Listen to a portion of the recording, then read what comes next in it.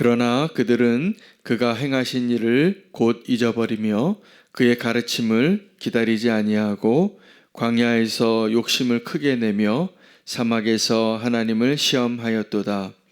그러므로 여호와께서는 그들이 요구한 것을 그들에게 주셨을지라도 그들의 영혼은 쇠약하게 하셨도다. 그들이 진영에서 모세와 여호와의 거룩한 자 아론을 질투하며 땅이 갈라져 다단을 삼키며 아비람의 당을 덮었고 불이 그들의 당에 붙음이여 화염이 악인들을 살랐도다. 그들이 호렙에서 송아지를 만들고 부어 만든 우상을 경배하여 자기 영광을 풀 먹는 소의 형상으로 바꾸었도다.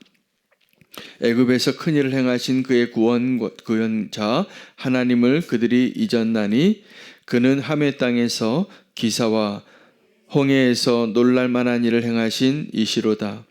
그러므로 여호와께서 그들을 멸하리라 하셨으나 그가 택하신 모세가 그 어려움 가운데서 그의 앞에 서서 그의 노를 돌이켜 멸하시지 아니하게 하셨도다.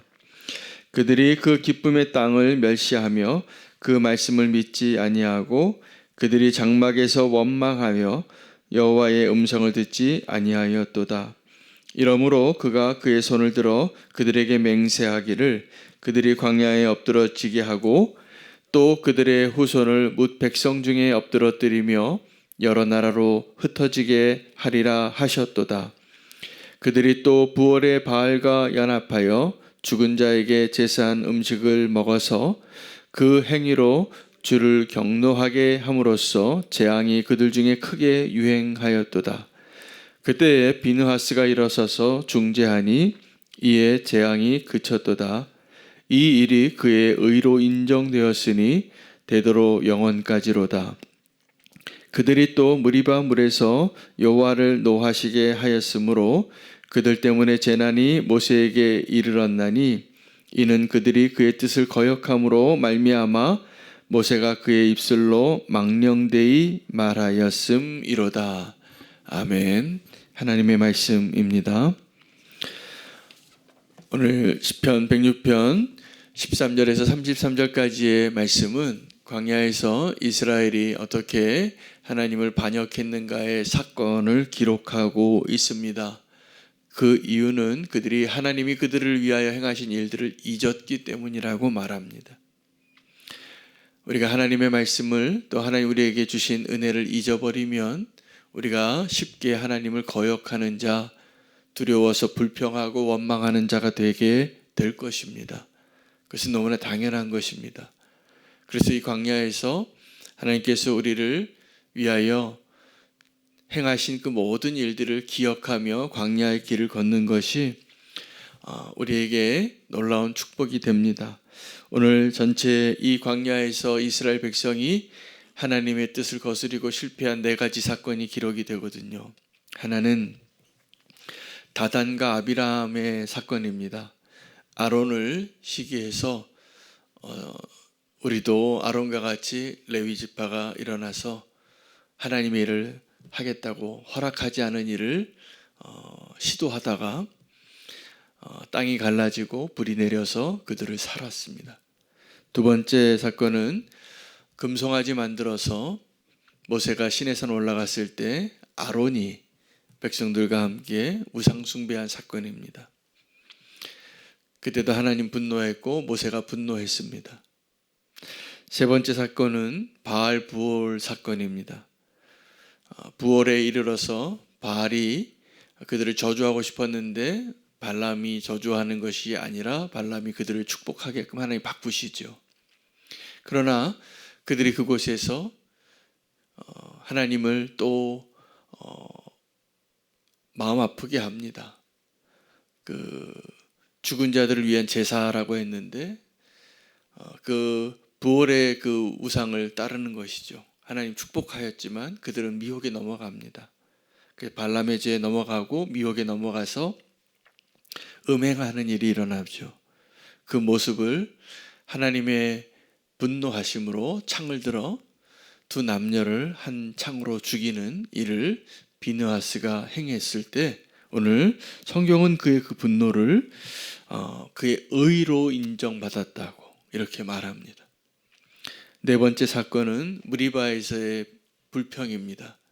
이 무리바는 모세의 말기 사역 때 그 모세가 그 40년 광야를 거의 다 온유한 모습으로 그들을 인도하고 하나님 그 약속의 땅 거의 다 가까이 다 가서 그들이 또 불평한 것입니다. 그러니까 이 불평은 조금 성격이 또 다릅니다. 여태까지 40년을 하나님이 그들과 함께하고 만나를 주시고 그들이 원하는 때가 있으면 원하는 것을 다 주셔서 메추라기도 주시고 그렇게 하나님이 인도하셨는데 그때에도 또 물이 좀 모자르다고 목마르다고 불평한 그 자리에서 이제 온유했던 모세가 분노한 거죠. 그래서 그의 입술로 망령되이 말하였다라고 말합니다. 그냥 이 지팡이로 바위를 치면 됐는데 한마디 한 겁니다. 모세가 말 실수를 했죠. 그 분노함으로 그의 온유함에 그 공든탑이 무너지는 순간입니다. 그리고 그는 언약의 땅에 들어가지 못했습니다. 그 한 가지 사건으로 이게 하나님이 좀 너무하신 거 아닌가 이런 생각이 들기도 하는데 사실은 우리의 모든 연약함을 통해서 하나님은 하나님의 그 섭리대로 계획대로 우리를 인도하시기 위한 모든 것들을 성취하시기 위함입니다. 만약에 우리 조그만 그 말실수 하나 가지고 하나님 우리를 이렇게 우리의 운명을 좌우지우지 하신다면 이 시간에 우리가 하나님 바라보고 예배할 사람 하나도 없을 겁니다. 근데 모세는 거기까지 하나님 쓰신 겁니다. 광야에서 인도하는 역할로. 그리고 이제 여호수아가 그 약속의 땅에서 또 그 바통을 이어받게 하신 것이죠. 이제 오늘 우리는 다시 한번 이 광야에서의 시간을 돌아보게 하는 본문 앞에 섰습니다. 이 광야가 어떠한 곳입니까? 우리의 실체가 드러나는 곳입니다. 우리의 실체는 무엇입니까? 끊임없이 하나님께 범죄하고 우리는 하나님 앞에 온전하지 못한 자라는 것이 드러나는 장소예요. 그 광야에서 우리가 살아가는 겁니다. 지금도 우리가 우리 인생의 정직한 하나님의 모습은 하나님 우리가 이렇게 연약한 자가 맞습니다. 그러나 이 광야는 또 어떠한 곳이냐면 하나님이 어떤 분이신가를 드러내신 장소입니다. 다른 누구에게 드러내신 것이 아니라 온전히 이스라엘에게 드러내시려는 거예요. 그 하나님은 은혜의 하나님이시고 그 하나님은 그들을 인도하시는 분이시고 그 하나님은 그들의 필요를 공급해 주시는 하나님이십니다. 근데 그 광야에 원수의 유혹이 있습니다. 원수도 있는 것이죠. 그래서 이 광야는 어떻게 보면 우리의 인생하고 똑같습니다. 우리의 실체가 드러나고 하나님의 실체가 드러나고 원수의 실체가 드러나는 곳이에요. 결론은 그곳에서 하나님께서 우리의 연약함을 은혜로 덮으시고 인도하시는 하나님이신 것을 드러내게 하시는 것이죠. 애굽에서 하나님이 자신을 드러내시는 방법은 모세라는 사람을 보내서 그 지팡이로 또 모세의 입술을 통해서 10가지 재앙을 행하심으로 그때 당시에 세상을 상징하는 애굽의 하나님을 드러내시는 거였습니다. 광야에서는 아무도 없지만 하나님이 하나님 자신을 누구에게 완전히 드러내신 시간이냐 하면 하나님의 백성들에게입니다. 그러므로 우리 인생에 우리가 세상에 어떠한 일들이 일어나는지 얼마나 소란하는지 그러한 것을 다 뒤로 하고 이 광야의 시간을 통해서 하나님 자신을 우리에게 나타내시는 중이시라는 것을 꼭 깨달아야 합니다. 그래서 우리는 지금도 오늘 이 4가지 사건에 이스라엘 백성들의 그 연약한 모습은 바로 우리의 모습입니다. 우리가 겪었던 일들이기도 하고 우리가 하나님을 잊어서 하나님을 시험하고 실패하고 하나님으로 하여금 분노케 하시는 일들을 행했던 자들인 것을 보게 하시는 거예요. 그러나 하나님은 우리의 연약함에도 불구하고 하나님의 은혜를 중단하지 않으시고 우리를 인도하시는 분이십니다. 어디까지요? 약속의 땅까지. 오늘 우리가 그 하나님 꼭 만나기를 원합니다. 더 놀라운 것은 오늘 이 광야를 24절에 오늘 이 단어 하나를 꼭 기억하시고 기도하시면 좋겠습니다. 그들이 그 기쁨의 땅을 멸시하며 그 말씀을 믿지 아니하고 잊어버렸다는 거예요. 이 광야가 어떻게 기쁨의 땅이 될 수 있습니까? 여러분, 만약에 우리에게 선택의 기회가 있다면 광야를 택하시겠습니까? 동산을 택하시겠습니까? 동산을 택하겠죠. 아브라함과 롯이 이제 서로 함께 할 수 없어서 헤어지자. 네가 우하면 내가 좌하고 네가 좌하면 내가 우하겠다 라고 말할 때 누구라도 우리는 광야를 택하고 싶지 않을 것입니다. 동산을 택했던 롯이 어떻게 됐는지를 기억하십시오. 동산을 택했던 롯이 소돔에서 신음하는 의인이 됩니다. 겨우 구원받습니다. 그것도 아브라함의 중보기도가 있었기 때문에 가능한 일이었습니다. 아브라함은 믿음의 여정을 가고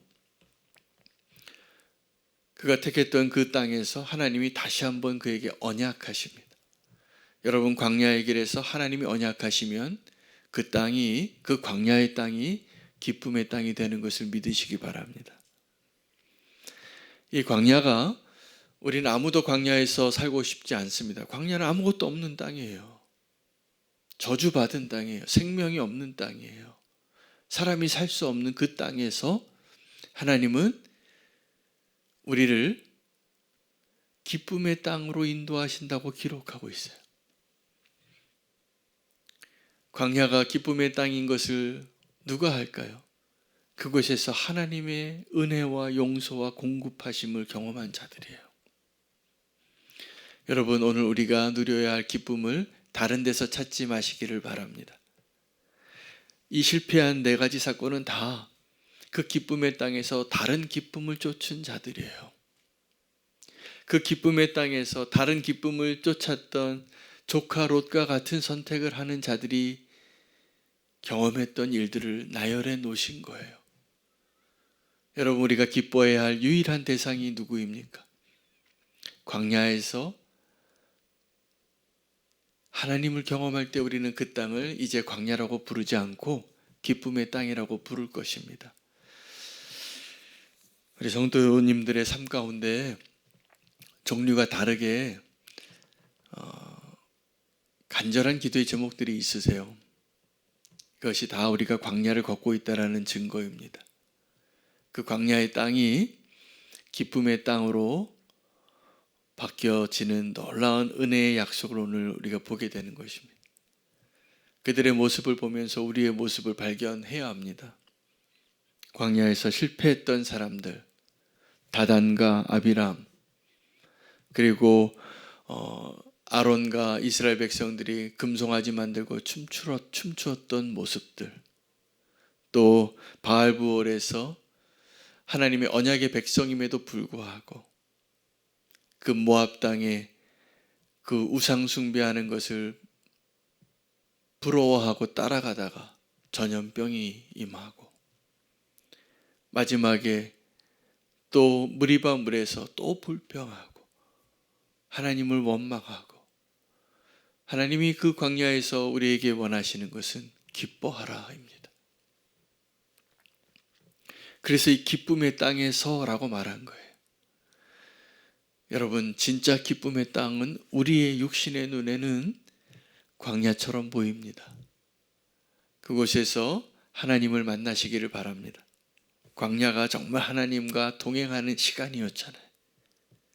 하나님과 하루도 떠난 적이 없잖아요. 그러니 기쁨의 땅이지요. 다른 기쁨을 구했던 사람들의 그 실패들을 보여주시면서 오늘 주님의 메시지는 이것입니다. 우리의 기쁨이 무엇인가 물어보시는 거예요. 여러분, 그 광야가 기쁨의 땅이 되기를 축복합니다. 그 기쁨의 땅에서 주님을 만나고 소망으로 주님과 동행하는 저와 여러분 되시기를 축복합니다. 오늘 이 말씀 붙잡고